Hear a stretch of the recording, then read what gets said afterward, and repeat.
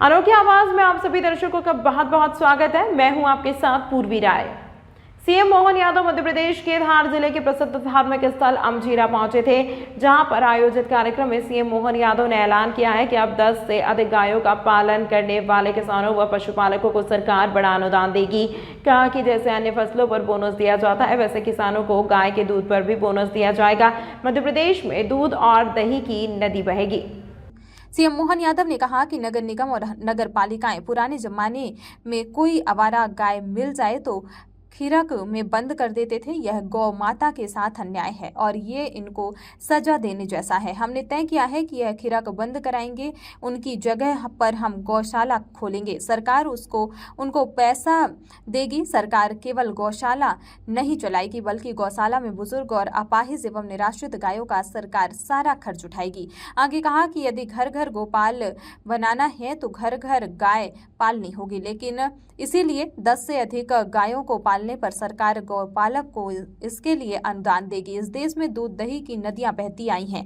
गोपाल कृष्ण का जमाना जागृत करना है तो गौ पालन को बढ़ावा देना पड़ेगा। किसान की खेती की आय के अलावा दूध की आय भी बढ़ानी पड़ेगी। इसलिए हमारी सरकार ने तय किया है कि दुग्ध उत्पादन पर भी उसी तरह से बोनस दिया जाएगा जैसे गेहूं खरीदने पर बोनस दिया जाता है। सरकार ऐसे गाय का दूध भी किसान से खरीदेगी और उसको बोनस देने का कार्य हमारी सरकार करेगी। आदिवासी अंचल के अंदर गौ माता की सेवा के लिए, सनातन धर्म की सेवा के लिए आप लगातार अलग जगा रहे हैं, लगातार जनता के बीच में अपना समय दे रहे हैं। मैं आपको प्रणाम भी करता हूं, आपका आशीर्वाद भी चाहता हूं। हमने भी तय किया है कि गौ माता के गोवंश को बढ़ाने के लिए हमने तय किया है ये खिड़क विड़क बंद कराएंगे। ये खिड़क और कांजी हाउस की जगह जगह गौशाला खोलेंगे। सरकार उसको पैसा देगी, सरकार। और केवल सरकार गौशाला नहीं चलाएगी, गौशाला में तो बूढ़ी, अपाहिज, लावारिस और ऐसी गाय जो पालने को तैयार नहीं है, सरकार सारा खर्चा करेगी। लेकिन घर घर में गोपाल अगर बनाना है तो गाय माता घर घर पालना चाहिए कि नहीं पालना चाहिए। इसलिए 10 गाय से ज्यादा जो पालेगा सरकार उसको अनुदान देगी, अनुदान अपनी तरफ से। इस देश में दूध दही की नदियां बहती आई है।